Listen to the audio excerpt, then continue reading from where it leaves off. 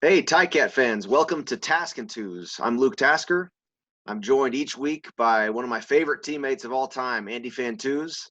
Andy, we'll get right into this thing. The Ticats have been on a bye week since our last episode of Task and Tuz. And so, they're rested, they're back on the field, ready to go.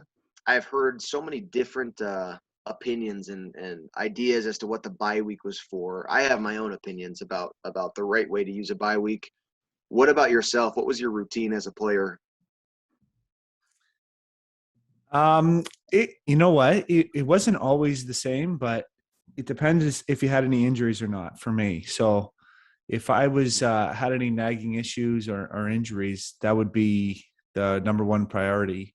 But I was a big believer in kind of stepping away from the game and stepping away from the scene and kind of almost a mental refresh as much as a physical refresh. So I Yeah, like to to just you know occupy my mind with something else at least for a couple days. um don't lose any physical strength or anything like that, or any physical progress that you've been making through the season, but um just a little mental refresh I was a big believer in that. How about yourself? yeah. It was always so frustrating when you were injured on a bye week because you had to stay around the facilities. And my last season, I was effectively injured the entire season, so I was kind of always sticking around. But I remember I went to Florida one year for a bye week. I went to my wife and I went up to Collingwood for a couple nights one bye week early on. And of course, I'd be back in Buffalo like as much as I can too, just to get back across the border and see family. But I'm all about it, man. I had to get mentally away from it, and I always found that I came back really, really ready to go, like really feeling great about the team and about just my, you get perspective on your career. Um, I felt like I actually played well after bye weeks too. And I can think about the when Ken Austin gave us the bye week in the Eastern Final for 2014, before the Eastern Final, and we came out and played great against Montreal. Uh, After the bye week in I think it was 16, maybe 17, when we came back and after 0-8 and won the Labor Day Classic after a bye week. Um, I think it's hugely valuable. I was always it was always disappointing to me if coaches pinched the bye week with too many extra days and day zero, day double zero. That's like the worst thing to see on the as a player on the they print the schedules like 2 months in advance, and Drew Stroshine, the equipment manager, hangs them on the wall in the locker room. And every now and again, you get a strange schedule, you get a 12-day week or whatever it is, or a bye week, and then they put the day 3, 2, 1, day zero, and day double zero before before you're in a 5-day week, and it's like, oh no, like we're gonna be on the field for 15 hours total prior to this game. But the Ticats used this as a rest week, even though it was a shorter bye week, and they're back at it now. Excited to see that. Uh, I think I was I think with the coaching staff now, the guys who with Coach O, he's played not too long ago. Mark I Washington. They're all, Yeah, yeah, like I think they understand the players' side of it a little more than a guy like June Jones did. mhm, He was a little bit more old fashioned, yeah. and Oh, yeah, June would run 100 plays of offense on a practice. That was crazy. yeah, yeah. Oh yeah, but it's non-contact, right? Which means Yeah, which so means which means a lot for the receivers. yeah, right. So you're not Because going to get hurt because yeah. oh yeah, you're still running full speed. Uh, Yeah. yeah, Um, no, not the same for receivers. no, 7-on-7 is just as tiring as full con. Yeah, you can avoid a couple tackles, but we're just running and running. And June had no concept for for the tiring of our legs. But I'll tell you what, June Jones' offense was one of the most freeing offenses for a receiver. You just, man, like we learned principles in like the first 2 weeks, like principles of his passing concepts, and then you just go. I mean, the playbook never changed. You just had options with every play. Man, that was just such a fast and fun offense for a receiver. Yeah, we went into the game with 6 or 8 plays instead Yeah. of 110. Yeah. And like the call sheets would still have like 80 plays, but it was just the same play listed like with like 15 different formations. And then you just know what, you barely had to study. It was amazing. Like very, very, very unique offense is a run and shoot converted to the CFL field. It was great. Yeah, it's like one Speaking of of, those. Oh, go good. ahead. Yeah. Go, No, I go ahead. was Go just ahead. going to say is one of those ones that even though there was only a few concepts, you still had to be intelligent to play in that offense because you did Yeah. have to make the right reads like on the fly. So not necessarily uh you either get it or you don't get it kind of thing, right? Like Yeah. it's not like you said, you don't have to study before a game because there's 50 plays that are new this week, but you also have to have a good understanding of the game and just have those reps, like the experience of the reps on the field. Yeah. I mean, his divide, like it was a concept that June Jones and in his run across the league, but June was, I mean, his offense was very much so based on this concept, and like that play could look 100 different ways, and then you don't know what it's going to be until the snap of the ball because we three receivers are adjusting based on what they see in coverage and on what the other receivers do. So it looks crazy. I mean, it might not even look like the same play at by the end of it, but in the huddle, it's a simple call. You just have to have really intelligent quarterbacks and receivers to be able to navigate it live. But yeah, wonderful offense to run. I loved it. Yeah. The speaking of coaches, let's do something different today, Andy. We have a bye week. There's no game that we're coming out of. Uh, let's have a conversation about the Ticat coaching staff. Um, Andy and I are lucky to have played, for Coach O and two of his coordinators, Tommy Condell and Jeff Reinebold.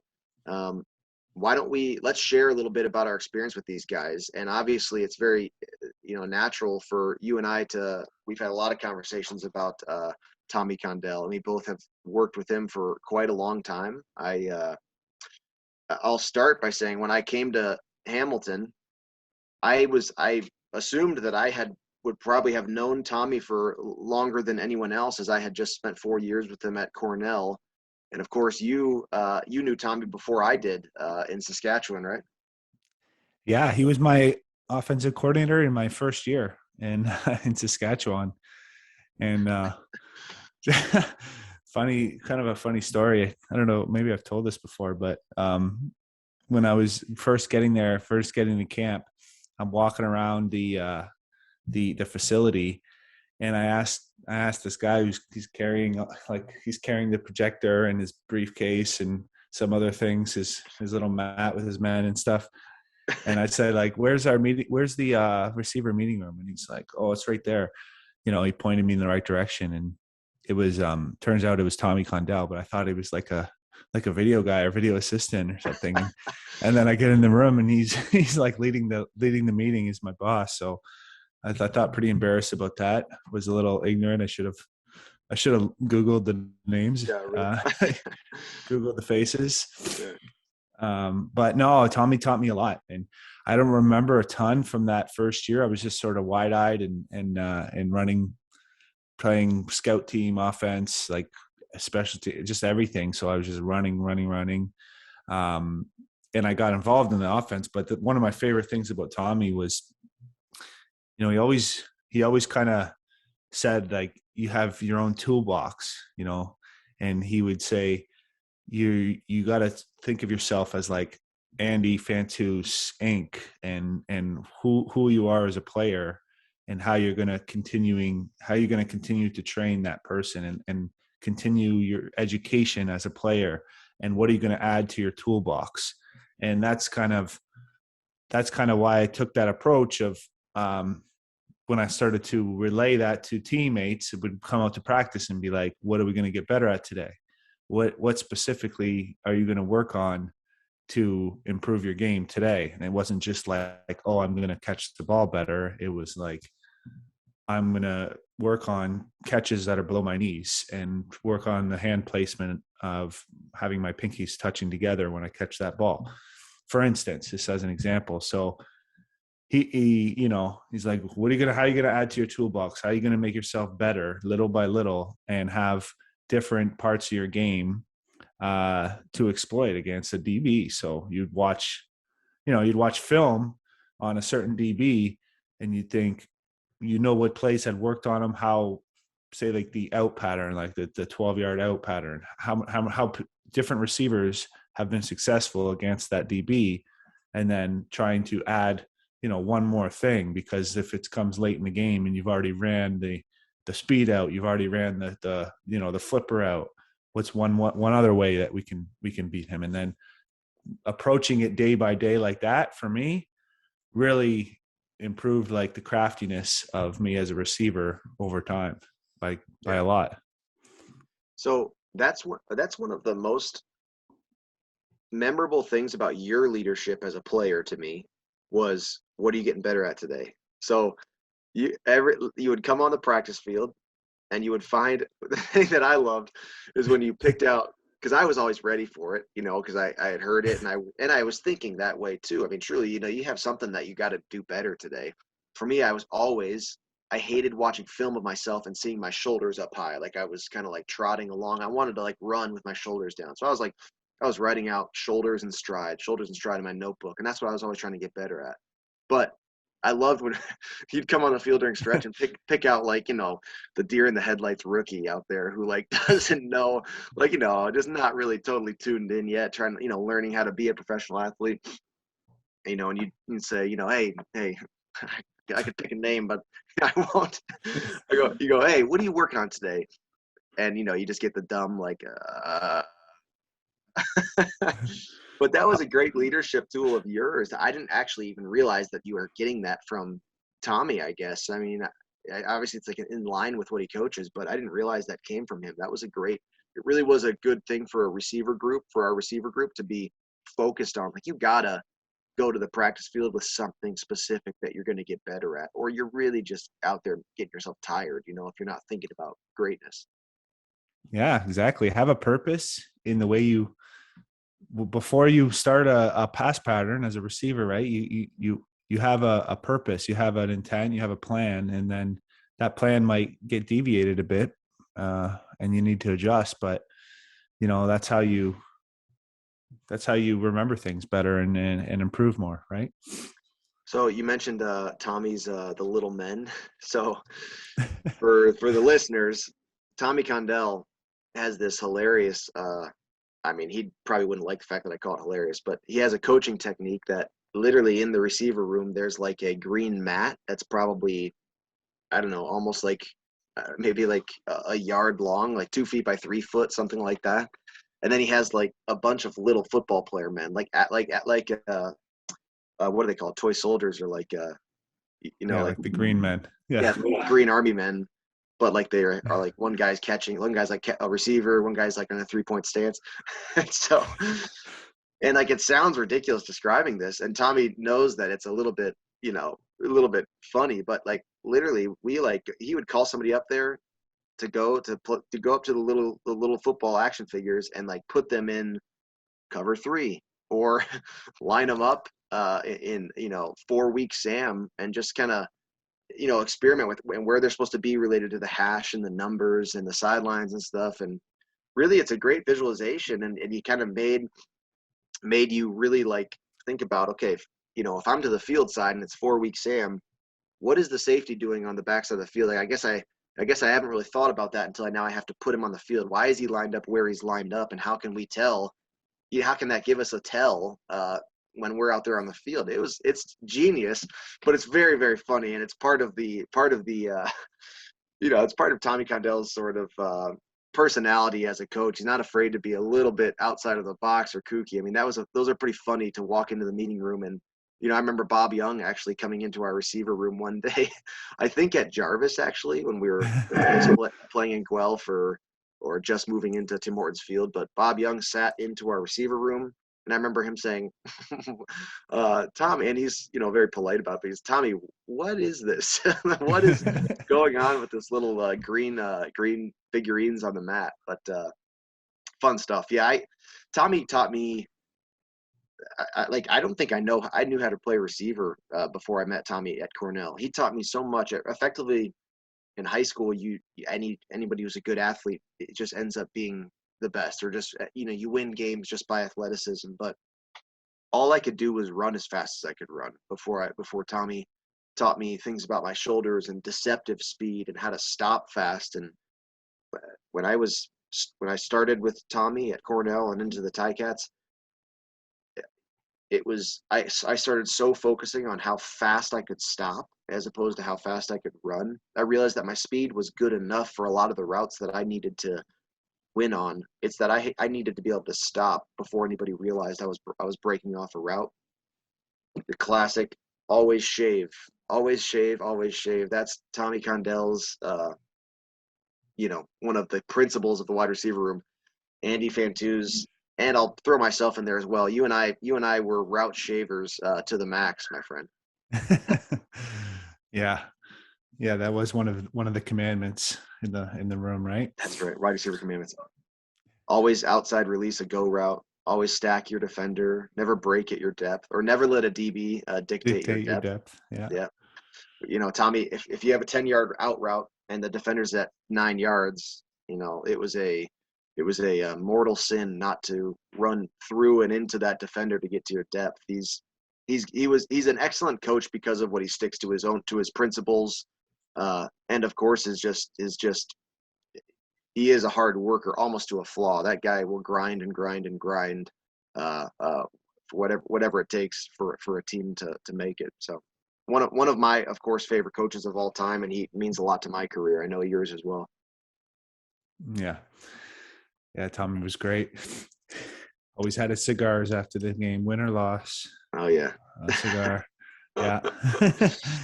in the booth at times, I'm told. So, Oh which yeah, is I didn't know which is that. which is probably not kosher. I don't know if we're supposed to say that on our on Task and Tuz, but it's out now. Um, so around the down the hallway there, Coach Reinebold.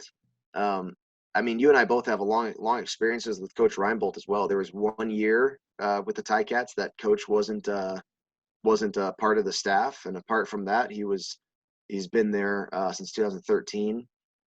I do think, first of all, everyone in CFL knows Coach Reinebold is a character. He's wild.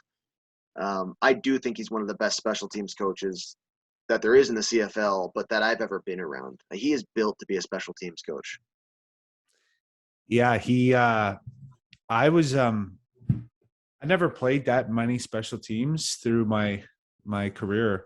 Um Although I really enjoyed special teams. I remember when I was at Western, I would love the special teams drills. Absolutely love it. And and I was pretty good at it too, but just playing being the star receiver, Yeah, they don't want to risk getting hurt on special teams, right? And then that kind of continued into the pros. I played a little bit of kick return and punt return in my early years, but anyway, I guess where I'm going with that is I spent a lot of years not really being involved in special teams other than in training camp. And when Jeff came on the scene, he had these like the 7 fundamentals of football. And I guess there's 2 things about Jeff I remember the most, but the 7 football moves, he called it. And he basically broke all football movements into seven fundamental moves. And it just kind of blew me away that it was like he really simplified it like that. And it yeah, was true. So I loved his drills that would just work on these techniques, um, and would make you a better all around player and just understand the game and the angles of play, the physics of football so much better. So I loved participating in his drills and being part of it and learning from him. And yeah, so I guess that's the first thing for me, for him, the biggest impact I had from him. And then I also loved his meetings, just how he'd start with the quote, yeah, some quote, some picture. And I always was writing those down, motivational quotes from, it could be Muhammad Ali or Michael Jordan or just past athletes, not even necessarily athletes, political leaders, yeah. just inspiring people. So Yeah, those are two fond memories that I have Yeah, with him. I think that Reinebold's meetings are like the guy puts time and effort into his meetings, and it is not a lecture or, I mean, he makes use of every single minute, and it's a classic tale in the CFL. You go ask any special teams coach anywhere, and they'll tell you they don't get enough meeting time. That is like that is the theme of special teams in the CFL. They have the 4.5 hours in house, and the staff has to determine how to distribute that or break that up amongst the position groups and offense, defense, and special teams. And so they're always pressed for time. But Reinebold was a special teams meeting. He is a master at it, and I'm sure that listeners don't realize that Jeff Reinebold dances into a special teams meeting maybe a third of the time. If there's a big win and a good special teams performance, he literally is dancing into the special teams meeting to hand out awards and things that he's made up for to incentivize guys. He has an ability to make a culture in the special teams room, and I think that's hugely important. What I loved, because I was like you, I mean, we didn't play that much special teams really, but we both held, which is a crucial niche role in the special teams. And we were also, I remember, I wasn't playing yet. I had just got to the team, and we played that exhibition game, not exhibition game, but the satellite game in Moncton. And I remember your catching the field goal and pitching it, I think to Mark Beswick, I Mark believe. Beswick, yeah. Yeah, for an awesome fake field goal touchdown. Um, Jeff had a great mind for that kind of stuff too. It wasn't gimmicky. He didn't force it, but we had a lot of things up our sleeves that we could run. Some that we never got the chance to, but that we had practiced. And he's a really smart special teams coach, like as far as the CFL rules go as well. Yeah, he's hit all his gimmicks. He said, it's gonna work as long as you execute. So Yeah. it's just like you just relax and execute, and it's gonna work. It wasn't Yeah. we hope they're gonna be in this defense or Right. we hope they're gonna react like this. It's like if we do our job, it's gonna work. And it usually does. It usually did. Yeah. Yeah. In the 2019 Grey Cup, which I don't love to bring up, but the last catch of my career was a shovel pass from Liram Hairelahu, because we ran the fake field goal and the look wasn't even there. I don't even think the defense was lined up in what we were expecting, but it was at a point in that game where it was just like, don't even, we're not questioning this. We're going to run this fake just to try to do something. We got the first down, but yeah, that was unfortunately the last catch of my career. But another beauty drawn up by Jeff Reinebold. Well, good. I mean, I'm just excited for these guys. Part of it, because you and I have played with this whole staff, it makes it even more emotional for me. Watching the season progress. Not only do I know all these players personally, the coaching staff as well. I know, these guys have been, a lot of them working here since 2013, on and off at least. And man, it's this last stretch of the regular season, means a lot for the players, the coaches, and the Ticat fans as well. Of course, it's gonna be interesting. Certainly is. They control their destiny, so that's where you want to be. If they, no matter what happens, if they win out, they get a home playoff game, and obviously that's assuming the other teams are going to win out as well. So they definitely control where they finish up, and that's a place you want to be in. You don't want to be. I think you mentioned this last week. You don't want to be hoping other teams need to lose, and this specific scenario, one team needs to beat another. So just do your job, win your games, and you'll have at least one home, or you'll have at least a home playoff game, and hopefully a bye as well. Yeah. So, well, man, let's call it there for the day. We'll get ready for the Ottawa game this weekend. Andy and Louis B will have the pregame, halftime, and postgame show. RJ Broadhead and myself will have the call during the four quarters. Can't wait, Andy. I'll see you up in Hamilton. sounds good.